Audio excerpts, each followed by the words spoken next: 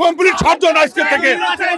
কেন আমরা নির্বাচনে যাবো? আমাদের দাবি দাওয়া পূরণ হয় নাই। কেন আশ্বাস দিতে আশ্বাস দেয় জিনিসপাতির দাম বাড়ায় দিতে। আমার ভাইয়ের পায়ে গুলি কেন? আমাদের আমরা অর্ধহারে বলছি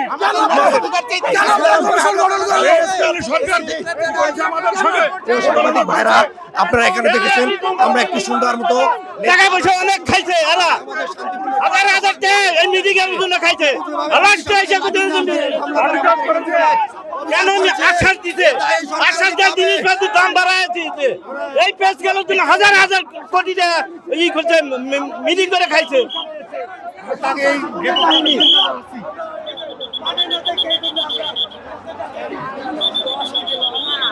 আমাদের দাবি ন্যায্য দাবির জন্য আমরা দাঁড়াইছি।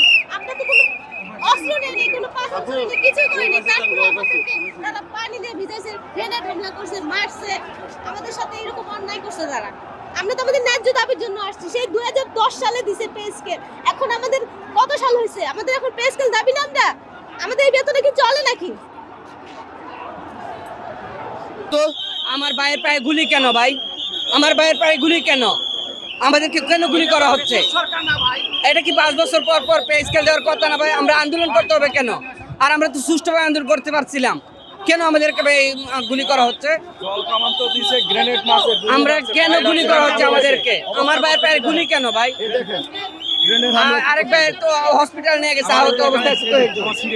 আমাদের গুলি কেন ভাই? আমরা আমাদের ন্যায্য দাবির জন্য আসছি ভাই।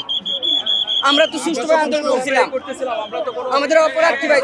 আমরা হামলা করি, আমরা সরকার কর্মচারী, কি আমাদের অপরাধ? আমরা ন্যায্য দাবির জন্য আসছি।